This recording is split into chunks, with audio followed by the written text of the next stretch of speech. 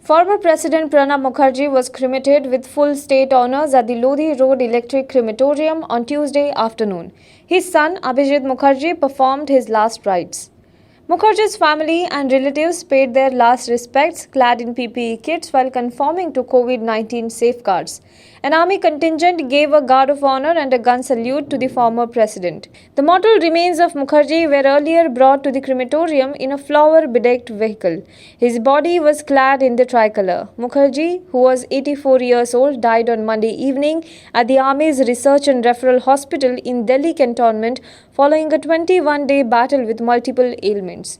Mukherjee's mortal remains were laid at his residence for 3 hours from 9 am to 12 pm. A host of leaders and others visited his 10 Rajaji Marg residence to pay their last respect. Among them were Prime Minister Narendra Modi and President Ramnath Kovind. Congress leader Rahul Gandhi and Defence Minister Rajnath Singh also paid their last respects. The Supreme Court on Tuesday gave telecom firms 10 years to clear the adjusted gross revenue related dues, which run into about Rs 1.6 lakh crore. The court said that 10% of the outstanding amount is to be paid by March 31, 2021, giving the extended time frame in view of the COVID-19 pandemic.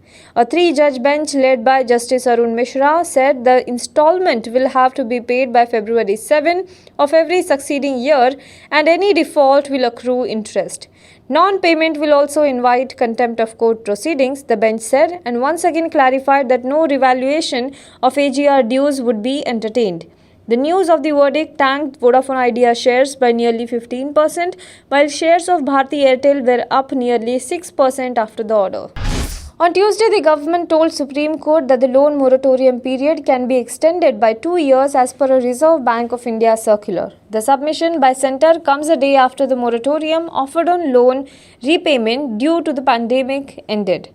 Until August 31, the RBI had allowed banks and other financial institutions to offer a 6-month moratorium to all existing individual and corporate term loan borrowers. Representing the central government, Solicitor General Tushar Mehta requested the top court to allow the centre to discuss the matter with the central bank and the Bankers Association and figure out a solution on the issue of waiving interest on interest during the loan moratorium period. There are more issues involved. GDP is down 23% and the economy is stressed, Solicitor General Tushar Mehta told the Supreme Court. Indian Army's occupation of 3 hilltops claimed by Chinese on the south bank of Pangong Tso Lake is what has riled up China after People's Liberation Army troops enhanced deployment close to India's Thakung base and made attempts to change the status quo. While China has accused India of crossing the line of actual control, the Indian Army has denied this. Taking over these hilltops was important to keep the Chinese troops in check as they increased their deployment in areas close to Blacktop and Helmet Top at line of actual control on the southern bank of LAC, threatening fresh incursion to change the status quo. By holding these mountain tops, the Indian Army enjoys an advantageous position.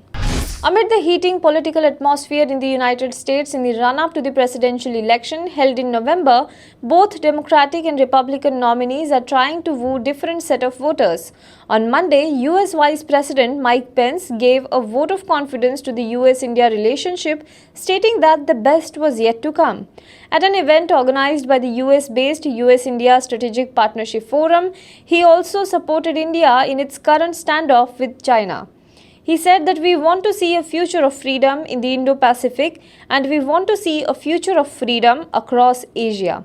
He said that as we, that is India and the US, stand more closely together for security in our economies, we believe that will only strengthen the case for a future of freedom. We want good relations with every country in the world, including China, and President Donald Trump has very good relations with Chinese President Xi Jinping. But we are going to continue to stand firm with our old allies in the region like India.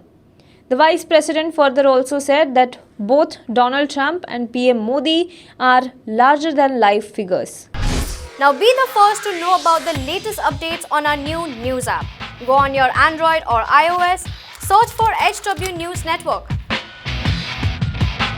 Download our app, choose the language you prefer to get updates in, and be up to date with the latest news.